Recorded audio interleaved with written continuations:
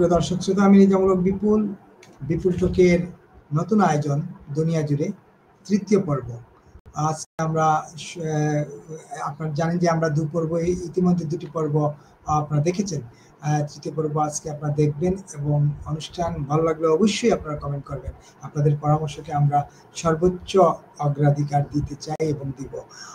নিশ্চয়ই আপনারা জানেন যে আমরা দুনিয়া জুড়ে অনুষ্ঠানে বাছাই করা বিষয়গুলো নিয়ে কথা বলি এবং সেই বিষয়গুলো আলোচিত অনেক ক্ষেত্রে হয়তো অনেকটা আড়ালে থাকে অনেক ঘটনা, সেগুলোকে উঠিয়ে আনার চেষ্টা করব এই অনুষ্ঠানে। ছোট ছোট করে আলোচনা করি, কয়েকটি বিষয় বাছাই করে। বিশ্বজুড়ে এখন আলোচিত যে বিষয়গুলো আছে তার মধ্যে নিশ্চয়ই একটি হচ্ছে শান্তিতে নোবেল পুরস্কার। আপনারা নিশ্চয়ই অং সান সুচির কথা শুনেছেন, তিনি শান্তিতে নোবেল পুরস্কার পেয়েছেন, কিন্তু তার শান্তিতে নোবেল পেলেও তার সময়ে রোহিঙ্গারা তার জন্মভূমি ছাড়তে হয়েছে। ইথিওপিয়ায় একজন আবে আহমেদ, তিনিও শান্তিতে নোবেল পেয়েছেন। তারপর ইয়েমেনের একজন নারী, তিনিও শান্তিতে নোবেল পেয়েছিলেন। এবার যিনি পেয়েছেন শান্তিতে নোবেল, তিনি ভেনিজুয়েলার। ভেনিজুয়েলা রাষ্ট্র হিসেবে অনেকে বলেন গরিব, এটা সত্য, এবং ভেনিজুয়েলার যে সম্পদ আছে, মানে মিনারেল যেগুলো আছে, আর মানে যেগুলো আছে কি বলে মাটির নিচের সম্পদ, যেগুলো এত সম্পদ যে বলা হয় থাকে যে ভেনিজুয়েলার যে সম্পদ আছে তার মূল্য আনুমানিক $30 ট্রিলিয়ন বেশি, যা মার্কিন যুক্তরাষ্ট্রের জিডিপির বেশি। কেন বললাম গল্পটা? যিনি এই শান্তি পুরস্কার পেয়েছেন তিনি হচ্ছেন ভেনিজুয়েলার নেত্রী, বিরোধী নেত্রী, সরকার বিরোধী আন্দোলন করেন তিনি সবসময়, বিরোধী নেত্রী মাদাচো, তার পুরো নামটা আমরা আপনাকে বলছি। তো এই যে তিনি নোবেল পেলেন, তাকে শান্তি পুরস্কার, তিনি মূলত মার্কিন এজেন্ট। যেভাবে দেশে দেশে মার্কিনীরা যেসব দেশে তাদের নজর পড়ে সেসব দেশে মার্কিনীরা তাদের এজেন্টদেরকেই এই আসলে সামনে রাখার চেষ্টা করেন। এবার তিনি পেলেন ভেনিজুয়েলার। আর এর বাইরে আমরা আরো দু একটি বিষয় নিয়ে আলোচনা করব। নিশ্চয়ই আপনারা জানেন যে ভারত আফগানিস্তানে কাবুলে দূতাবাস আবার খুলতে যাচ্ছে, সেটি নিয়ে আলোচনা করব। তারও আগে আলোচনা করব গাজা নিয়ে। সঙ্গে থাকবেন আমাদের পুরো অনুষ্ঠান জুড়ে। খুব ছোট পরিসরে আমরা এই অনুষ্ঠান করব, যাতে আপনারা মনোযোগ দিয়ে দেখেন। আমরা আজকের এই অনুষ্ঠানে শিরোনাম দিয়েছি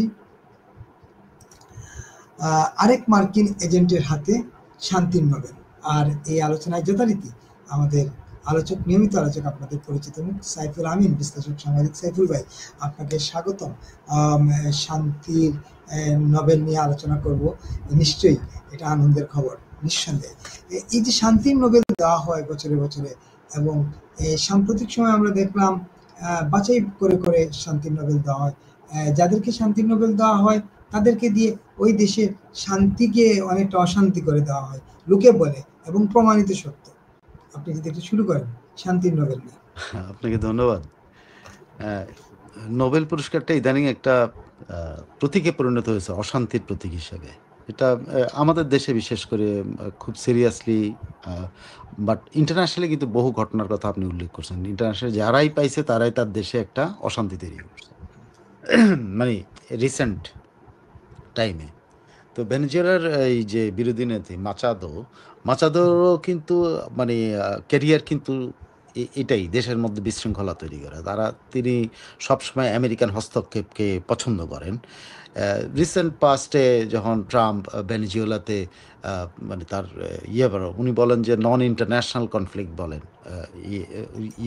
মানে আর্ম কনফ্লিক্ট বলেন, সে নন ইন্টারন্যাশনাল আর্ম কনফ্লিক্টের অংশ হিসাবে তিনি ভেনেজুয়েলার কোস্টে ভেনেজুয়েলার বেশ কয়েকটা জাহাজের উপরে আক্রমণ চালাইছিলেন।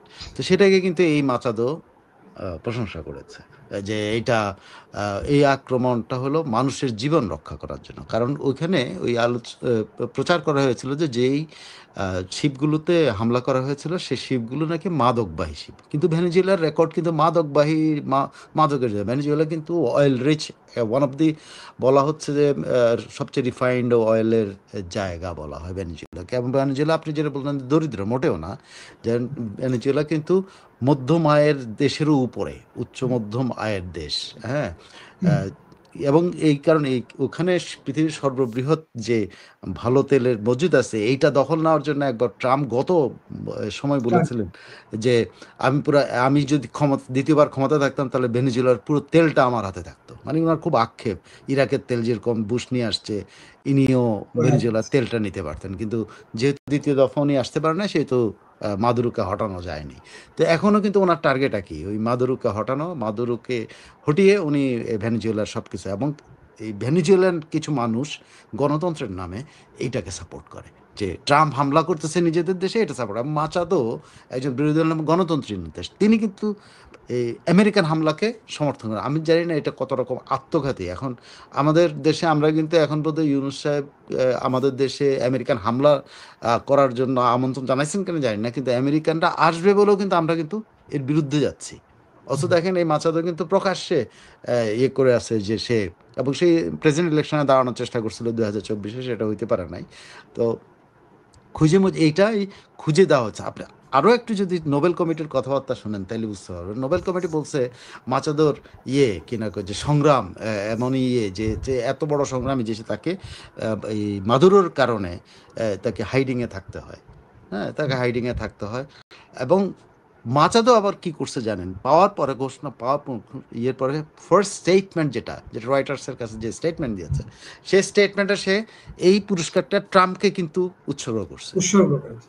হ্যাঁ, ট্রাম্পকে উৎসর্গ করা মানে কি, হে ট্রাম্প তুমি পাও নাই, কি হয়েছে, তুমি এবার এটা তোমারই, বাট তুমি আমার দেশে আমার ক্ষমতায় এনে দাও, এই তো ব্যাপারটা।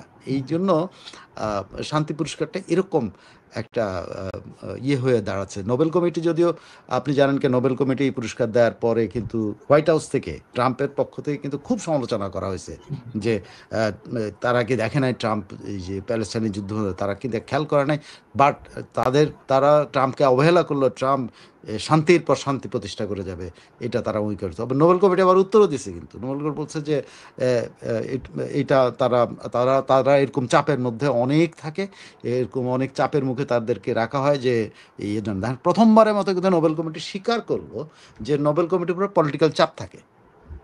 তার মানে নোবেল কমিটি তার মানে স্বাধীন ইচ্ছায় এই পুরস্কারটা দেয় না, দিতে পারে না।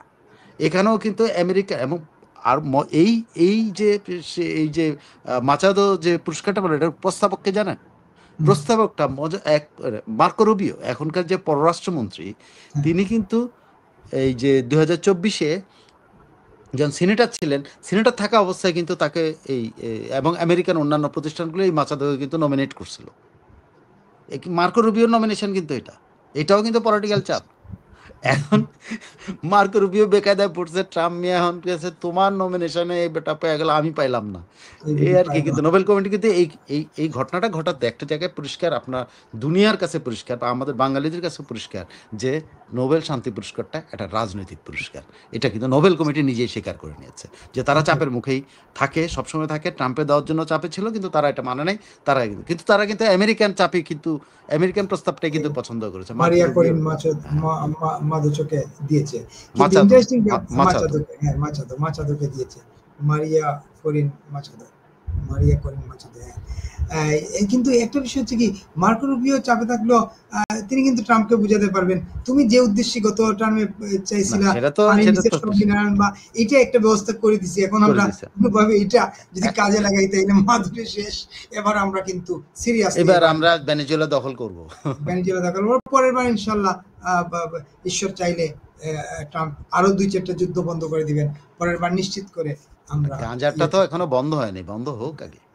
সেটাই একেবারে গাজার প্রসঙ্গ যেহেতু আপনি তুললেন, গাজায় শান্তি যে বার্তা শুরু হলো, একটা ছবি আমি দেখেছিলাম, একটা শিশু ভ্যানের মধ্যে বসা, অনেক জিনিস ভ্যানের মধ্যে, অনেক জিনিস বলতে এই বিছানাপত্র এগুলা, এই যে আমাদের দেশে যেরকম বস্তির লোকজন যেভাবে বাসা বদল করে ভ্যানে করে সব কিছু একসাথে ইয়েতে তুলে ফেলে, এরকম একটা শিশু দেখলাম বসা, দেখে ওই যে তার মধ্যে একটা তাদের নিজের মাটিতে তারা আবার ফিরছে। এই যে এই ফিরাটা কতটা স্থায়ী হবে, কতটা হবে, এটা নিয়ে গতকালকে আমরা আলোচনা করছিলাম গত অনুষ্ঠানে। আর এই অনুষ্ঠানেও আমরা এটা আলোচনা করতে চাই, এই শান্তি আসলে শান্তির যে বার্তা, এটা আসলে কোন দিকে? আমি আপনাকে যেটা বলতে চাই আপনার প্রশ্নের প্রেক্ষাপটে, সেটা হলো যে দেখেন, এটা এখনো ফাইনাল চুক্তি হয় নাই। এই যে চুক্তি হওয়ার পথে প্রথম ফেজ মাত্র। হ্যাঁ, এইটা প্রথম ফেজটা হলো কি, বন্দি বিনিময়, মানে জিম্মি এবং বন্দি বিনিময় হবে, এবং ইসরায়েলি বাহিনী একটা নির্দিষ্ট সীমারেখায় যায় অবস্থান নেবে, তারা আর কোনো হামলা করবে না। এটা হলো প্রথম ফেজ। পরের ফেজগুলো নিয়ে কিন্তু আলোচনা হবে, এখনো কিন্তু সবকিছু সমাধান হয় নাই। তো তাহলে আপনি বলতে পারেন যে তাহলে হামাস এত কি করে পেলো, যে সাহস কেমনে পাইলো যে তারা তাদের হাতে যে ট্রাম্প কার্ডগুলো আছে, যে জিম্মিগুলো ছিল, সেই জিম্মিদেরকে তারা কেন কেন দিয়ে দিল, এটা বলতে পারে। এবং কিভাবে ট্রাম্প তাদেরকে ম্যানেজ করলো। আসলে এখানে কিন্তু হামাস এক সময় ট্রাম্পকে বলতো কি জানেন, তারা বলতো হইল রেসিপি অফ ক্যাওস। মানে কি হলো, মানে ইংরেজিতে রেসিপি অফ, মানে ক্যাওজের মশলা, ক্যাওজের উপকরণ। মানে ট্রাম্প মানে হলো ক্যাওজ, এইটা তারা বলতো রেসিপি অফ ক্যাওস ইংলিশে যদি বলেন। তাকে হামাস বলতো, হামাস তারাকে একদমই বিশ্বাস করতো না। এবং কখনো, মানে এতদিন পর্যন্ত যত আলোচনার জন্য যত কিছু আগাইছে টাগাইছে, এক পর্যায়ে এসে হামাস কিন্তু তারা বিশ্বাস করতো না। কিন্তু কেন বিশ্বাস করলো, এটা একটা মজার, মানে পেছনের গল্প আছে। মজার গল্প হইলো দেখেন, এবং বিশ্বাস করাতে তারা ঠকবে কিনা তারা জানে না। তারা এখন কিন্তু মনে করে তারা ঠকতে পারে, কিন্তু তারপর তারা বিশ্বাস করলো কেন? বিশ্বাস করেছে এটা যে কাতারে যখন হামলা করছিল ইসরায়েল, কাতারে যখন হামলা হয়, কাতারে হামলার সময়, হামলার পরেতে ট্রাম্প বলল যে কাতারের কাছে, মানে করলো, সরি বললো, এবং বলল যে সে সহমত, তার যদিও কাতার বলছে সহমত জানানো হয়নি, জানালে এটা হতো না। যদিও ওই অ্যাটাকটা ছিল হামাসের কেন্দ্রীয় নেতাদের উপর আলোচনাকারী, প্রধান আলোচনাকারীদের হত্যার জন্য, কিন্তু সেটা পারে নাই। কিন্তু ট্রাম্প বিশ্বাস করাতে পেরেছে হামাসকে যে তার সেই সেই এই যে হামাসকে যে আর এরকম করে অ্যাটাক করা হবে না, এইটা মানে ট্রাম্প তাদেরকে বিশ্বাস করাতে পেরেছে যে ইসরায়েল আর অ্যাটাক করবে না। মানে ইসরায়েলকে উনি ধমক দিয়েছেন। যেটা মজার হলো, ইসরায়েলের প্রধানমন্ত্রী নেতানিয়াহু, হ্যাঁ, বেনামিন নেতানিয়াহুর সাথে যে টেলিফোনটা করছিল, যে সেই টেলিফোনের বরাত দিয়ে ট্রাম্প বলছিল যে কাতারের প্রাইম মিনিস্টারের কাছে বেনামিন নেতানিয়াহু ক্ষমা চাইছে। এর মাধ্যমে যে কাতারের প্রধানমন্ত্রীর কাছে যে ক্ষমা চাইছে, এইটাতে তাদের আস্থাটা নাকি বাড়ছে, যে ট্রাম্প কথা দিলে কথা রাখে। এখন তারা যে তারা এর আগে, যদিও এখন পর্যন্ত তারা বিশ্বাস করেন, তারা ট্রাম্পের কোনো ফর্মুলাকে তারা কিন্তু কগনিয়েছে না, যে ফর্মুলাতে ট্রাম্প একবার বলেছিল গাজাকে একটা বিশাল রিসোর্টের নগরী বানাবে, মানে ট্রাভেলের নগরী বানাবে, এই গাজাবাসীকে এখান থেকে, এগুলো তারা বিশ্বাস করে না। এবং তারা ট্রাম্পকে বলছে, ট্রাম্প যে তাদেরকে কথা দিয়েছে যে শান্তি আসবে, এটাতে তারা সন্তুষ্ট। তারা বেশক্ষণ বিশ্বাস করে যে ইসরায়েলের উপরে ট্রাম্পের সে কর্তৃত্বটা আছে। এই যে বিশ্বাস, সামান্য বিশ্বাসের উপরে কিন্তু সব এতদিনের যুদ্ধ সব কিছু থামছে। সো হামাস এর বিশ্বাস কতটুকু টেকে, সেটা এখন দেখার ব্যাপার। কারণ এখন পর্যন্ত তো সাইনিং হয় নাই। আর সাইনিংয়ের ব্যাপারে হামাসের যেটা দাবি, প্যালেস্টাইনি আব্বাসের দাবি যেটা, সেটা, এবং ইউরোপিয়ান বিভিন্ন দেশের দাবি যে 2 স্টেট সলিউশনের দিকে। সেই 2 স্টেট সলিউশন আদৌ হবে কিনা, যদি না হয় তাহলে আবার কি হবে, নোবডি নোজ। এখন দেখা যাক চুক্তিটা হয় কিনা। এবং এই বিনিময়ের ব্যাপারে যদি আমি একটু, যে হামাসের একজন নেতাকে নিয়ে খুব আলোচনা হচ্ছে, আপনি এটা দেখছেন কিনা, তাকে বন্দী হিসেবে চুক্তি হয়েছিল, যে কথা হয়েছিল তাকে করবে, মুক্তি দিবে, কিন্তু তিনি 22 বছর ধরে ইসরায়েলের কারাগারে আটক, এবং তিনি অত্যন্ত জনপ্রিয় নেতা ফিলিস্তিনের। তার আটকে দিয়েছেন নেতানিয়াহু, শেষ বৈঠকে আটকে দিয়েছেন এটা। বাট আমি জানি না সেটা, এখন পর্যন্ত আমি 100% না, কারণ নেতানিয়াহু কিন্তু পুরো ডিলটা কিন্তু ক্যাবিনেট গ্রহণ করছে। যদি পুরো ডিল গ্রহণ করে, তাহলে একটা কেস আটকাইলে কিন্তু পুরো ডিল গ্রহণ করা হবে না। যদি আটকে দিয়ে থাকে, তাহলে আপনি নিশ্চিত থাকতে পারেন কালকে যে বা পরশুদিন যে বন্দি বিনিময় যে ব্যাপার আছে, ওটা আটকে যাবে। কারণ হামাস কিন্তু বিশ্বাস করেছে ট্রাম্পকে। আর যদি নেতানিয়াহু এটা করেও থাকে, হামাস হয়তো বিশ্বাস করবে যে ট্রাম্প এই কাজটা তাকে ছাড়ানোর ব্যবস্থা করবে। যদি না করতে পারে, হ্যাঁ, না করতে পারে তাইলে কিন্তু আপনি দেখবেন যে আবার জিম্মি আটকে যাবে। যতই নেতানিয়াহু তার ক্যাবিনেট আছে, কিন্তু আজকেই তার ক্যাবিনেট কিন্তু সব পাস করছে। উনি হুম। পুরো ডিলটা পাস করছে। হ্যাঁ, ওনার নাম হচ্ছে মারওয়ান বারগৌতি। তিনি হুম, অত্যন্ত জনপ্রিয়তা। যাক, জনপ্রিয়। আমরা একটা আলোচনা করতে চাই। এই গাজা থেকে যদি আমরা বের হই, তাহলে আমরা একটা আলোচনা করতে চাই। আপনি নিশ্চয়ই জানেন যে এই আফগানিস্তানে আপনার হচ্ছে এই ভারত ইয়ের সময় 4 বছর আগে তার যখন আফগান থেকে আমেরিকা চলে গেল, আফগান পুরোটা তালেবানদের দখলে, তখনই ওই সময়ই ভারত তাদের দূতাবাস ক্লোজ করে সবাইকে উইথড্র করে নিয়ে আসলো, তাদের নাগরিকদেরকে উইথড্র করে নিয়ে আসলো 2-3 ধাপে 4 ধাপে। ভারতে মুত্তাকি আফগানিস্তানের পররাষ্ট্রমন্ত্রী সফর করেছেন বৃহস্পতিবার এসেছেন, এবং তিনি অলরেডি জয়শঙ্করের সাথে বৈঠক করে সেখানে দূতাবাস খোলার একটা পেয়েছেন, আশ্বাস পেয়েছেন, এবং দ্রুত কাবুলের দূতাবাস খুলবে ভারত। না, এটা সিদ্ধান্ত হয়ে গেছে, এটা আশ্বাস না। না, সিদ্ধান্ত, রাইট, সিদ্ধান্ত। ভারত সিদ্ধান্ত নিয়ে ফেলছে যে তারা তাদের কাবুলে দূতাবাস, তার মানে কি, তার মানে তালেবান সরকারকে তারা স্বীকৃতি দিল। এটা হলো পরিষ্কার কথা। তো তালেবান সরকার স্বীকৃতি দেওয়ার মাধ্যমে ভারত কিন্তু যেটা খুঁজতেছে সেটা তারা আফগানিস্তান সয়েলে তাদের ফুটপ্রিন্ট চায়। এটা কিন্তু আপনি এটা তাদের আঞ্চলিক কারণে কিন্তু ভারত এই জিনিসটা চায় যে আফগানিস্তানের সাথে যে কোনো মূল্যে তারা একটা সম্পর্ক রাখতে, যাতে পাকিস্তান আফগানিস্তানকে গ্র্যাব না করতে পারে। এই জন্য তারা আফগানিস্তান কিন্তু বিনিয়োগও করতে চায়। এটা কিন্তু আফগানদের যতটা না আগ্রহ, তার চেয়ে বেশি আগ্রহ কিন্তু ভারতের। এবং আফগানদের অবশ্যই আগ্রহ, আফগানরাও ইদানিং পাকিস্তানের দ্বারা নিগৃহীত হওয়ার কারণে, মানে অবহেলিত, নিগৃহীত, আক্রমণের শিকার হওয়ার কারণে তারাও কিন্তু তাদের অঞ্চলে একটা বন্ধু খুঁজতেছিল। সে বন্ধু হিসেবে তারা ইয়াকে পেয়েছে, ভারতকে পেয়ে গেছে। এটা একেবারে মোটামুটি, এবং ভারত বড় ধরনের বিনিয়োগ, ওদের ইনফ্রাস্ট্রাকচারে বড় ধরনের বিনিয়োগ করবে বলে কথা দিছে। ভারতে শুধুমাত্র এই যে ওনার এই যে মুত্তাকির সফরটাই কিন্তু ভারতে কিন্তু আরও একটা বড় সফর হয়ে গেল, সেটা কিয়ার স্টারমার সাথে ব্রিটিশ প্রধানমন্ত্রী কিয়ার স্টারমার কিন্তু সফর করে গেলেন 2 দিনের সফর, এবং 100 কতজনের উপর ডেলিগেশন নিয়ে আসছেন। আমাদের দেশের প্রধানমন্ত্রীদের দোষ হয়, অনেক বড় ডেলিগেশন নিয়ে যায়, কিন্তু কিয়ার স্টারমার কিন্তু পার্থক্যটা হলো কিয়ার স্টারমার পুরো ডেলিগেশনটা হলো ব্যবসায়ীদের ডেলিগেশন।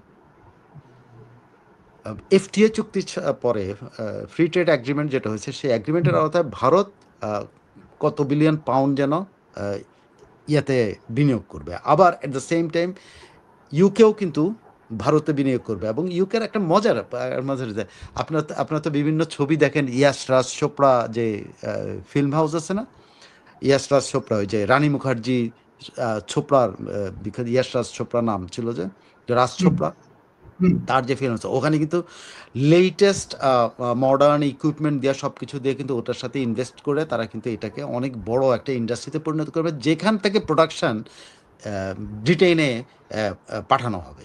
সো আমি একটা ছবি দেখলাম যে কিয়াস্টার আমার পাশে ইয়াশরাজ চোপড়ার ছেলে এবং রানী মুখার্জি পাশাপাশি, দুই পাশে বসে তারা কিন্তু স্ক্রিনে কিছু একটা দেখছে, পাশাপাশি বসা।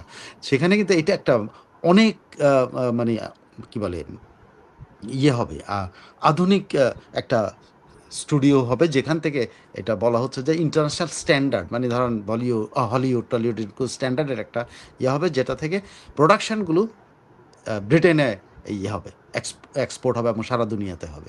সো এই ধরনের এই কেয়ার স্টারমার আসলে এসছে হলো এফটিএর সুবিধায় ভারতে তারা কি অপরচুনিটি পেতে পারে। আমি একটা ছোট্ট, এটা যেহেতু মজা, রানী চোপড়ার রানী মুখার্জির নাম শুনলে সবার ভালো লাগবে, আমি জন্য শুধু একটা বললাম, আরও বহু সেক্টরে হ্যাঁ তারা চুক্তি করেছে, যেসব চুক্তি এই ব্যবসায়ীগুলো গেছেই হলো ইনভেস্টমেন্টের জন্য। এবং কিয়ার স্টারমার এই ব্যবসায়ীদের জন্য ভারত উন্মুক্ত করে দেয়। এবং কিয়ার স্টারমার ওখানে বলেছে, ভারত এত বড় একটা বাজার যেটা আমরা অন্য কোনো দেশে পাবো না, এই দেশটাকে আমরা এইভাবে গুরুত্ব দিই। 150 কোটি মানুষের বাজারে, চারটিখানি কথা না। এবং এই বাংলাদেশের প্রধানমন্ত্রী যদি বিদেশ যান, তবে বিগত সময়ে বাংলাদেশের প্রধানমন্ত্রী যে তুলছিলেন, এক লাইন বলি, বিগত সময়ে বাংলাদেশের প্রধানমন্ত্রী যখন ডেলিগেট নিয়ে যেতেন 100-120 জন 30 জনের, বেশিরভাগই ব্যবসায়ী থাকতেন, রাজনৈতিক নেতা কর্মী থাকতেন, ব্যবসায়ীদের একটা বিরাট ডেলিগেশন। যাক, আরেকটা বিষয় নিয়ে আমরা শেষ করতে চাই এই আজকের দুনিয়া জুড়ে, সেটা হচ্ছে যে আমরা গত দিনের দুনিয়া জুড়েতে আলোচনা করেছিলাম শি এবং ট্রাম্পের মধ্যে একটা বৈঠক, শীর্ষ বৈঠক হওয়ার কথা, সেটা বোধহয় কোনো কারণে বাধাগ্রস্ত হচ্ছে বা না এক কোনো কারণ ধরনের না। গতকাল আমরা কারণটা বলেছি যে হুমকি ওই যে আমরা শি যে রেয়ার রেয়ার আর্থ মিনারেল বা এসবের উপরে কঠোর আরো বেশি চাপাইছে, যে এটা অনেক রকম বিধিনিষেধ করছে যাতে ট্রাম্পের সাথে আলোচনায় এটা তার একটা অস্ত্র হয়। এখন অস্ত্র সে করেছে ঠিকই, কিন্তু ট্রাম্প আরো খেপে গেছে। ট্রাম্প এতে খেপে গেছে।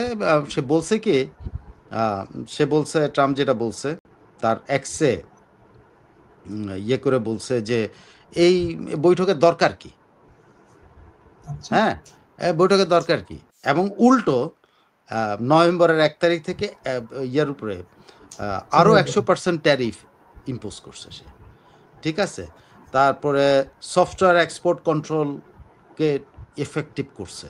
তারপরে বলছে যে সে যেটা বলছে যে আমাদের কোনো প্রয়োজন নেই, সের সাথে দরকার কি মেডিকেয়ার, সে ইম্পোজ করে যাবে। মানে সের ওই পদক্ষেপের কারণে সে খেপে গিয়ে এটা করছে। এবং এক্সের মাধ্যমে কিন্তু সেই সব এটা কিন্তু কোনো বাণিজ্য মন্ত্রী দিয়ে করে নাই, কোনো কিছু। এক্স দিয়ে সে ঘোষণা দিয়ে দিচ্ছে তোমার উপরে আমি এত% করলাম, এবং আমার তোমার সাথে দেখা হওয়ার কোনো দরকার নাই, প্রয়োজন নাই।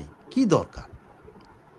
তার মানে যাদের বাণিজ্যিক যুদ্ধটা রীতিমতো আরো প্রসারিত হচ্ছে, আকার বাড়ছে বাণিজ্যিক যুদ্ধের চীন এবং আমেরিকার মধ্যে, তাই তো?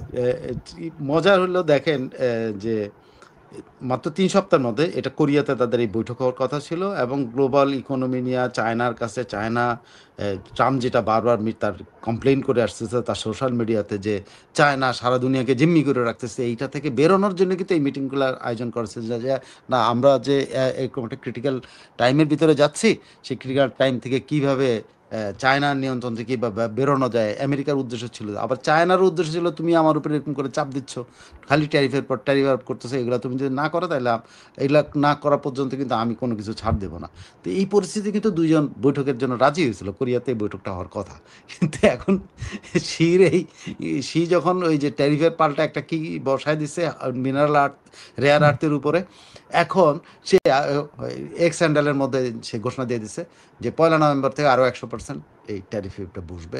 আরও 100% কেনা, বাট 100% ট্যারিফ আরোপ করছে সকল চাইনিজ গুডসের উপরে, আরও অন্যান্য জিনিসের উপরে ভিন্ন ভিন্ন যে স্যাংশন রুলস এগুলা জারি করছে সে। প্রিয় দর্শক, আপনারা শুনছিলেন দুনিয়া জুড়েতে আমাদের আজকে 4টি বিষয় নিয়ে আমরা আলোচনা করলাম। নিশ্চয়ই আপনাদের ভালো লাগলে মতামত জানাবেন, এবং আপনাদের মতামত আমি মাঝখানে চায়না এবং একসময় কিন্তু চায়না এবং আমেরিকা পুরা ধরেন, এটা একটু মানুষকে মনে করিয়ে দেওয়ার জন্য, যে একসময় চায়না ছিল আমেরিকার ডান হাতের মতো, to control Russia and Russian block. সেইটাকে এত বড় করছিল যে তখন আমাদের মুক্তিযুদ্ধের সময় কিন্তু আমেরিকা যেহেতু বিরোধিতা করছে, চায়নাও বিরোধিতা করছে। চায়না কিন্তু ওন কোনো ইয়েতে না যায়, সে অন্ধের মতো, যেখানে রাশিয়া সাপোর্ট করতেছে, সো এটাকে বিরোধিতা করতে হবে। সো চায়না ছিল তাদের ডান হাত, কিন্তু চায়না এই ডান হাতের সময়টাকে অত্যন্ত মানে পাবে সুযোগ্যভাবে কাজে লাগিয়ে তারা তাদের একটা বিশাল ইকোনমি তৈরি করছে, যে ইকোনমিটা এখন রাশিয়ার চাইতে বড় ইকোনমি হয়ে গেছে। এইটাকে এখন আমেরিকা ভয় পায়, যে আমরা যে দানব, যে দত্ত, আমরা যে একটা দত্ত তৈরি করলাম, সে দত্তটা এখন যে দানবে পরিণত হয়েছে, এইটা আমাদের জন্য এখন একে হ্যান্ডেল করতে হবে, একে ধরতে হবে, একে বাঁধতে হবে। এখন যতই বাঁধতে যায়, দানব তো পাত্তা দেয় না তাকে। এমনকি ইন্ডিয়াই তো পাত্তা দিচ্ছে না। ইন্ডিয়া তো বলে যে আমাদের আলোচনার দরকার নেই, দেখা যাক কি হয় হবে। চায়না তো আরো বেশি, চায়না তো বিশাল ইকোনমি সে, এবং চায়নাকে বাদ দিয়ে এই যে রেয়ার আর্থ যেটা, এটা যদি এখন ট্রাম্প যদি চায়নার কাছ থেকে না পায়, আমেরিকা সংকটে পড়বে। সো সেই সংকট, আমেরিকার যে সংকট হতে পারে, ওটা ট্রাম্পকে মনে করা যায়। কিন্তু ট্রাম্প পাগলা মানুষ, খেপে গিয়ে বলে যে আমার মিটিংয়ের দরকার নেই, কুয়া সে আবার ট্যাট দিছে।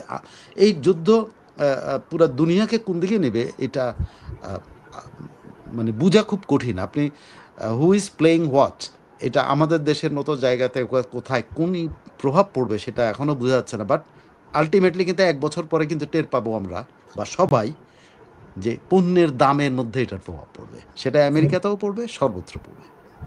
এই বাণিজ্য যুদ্ধের করাল গ্রাসে পড়বেন মানুষ।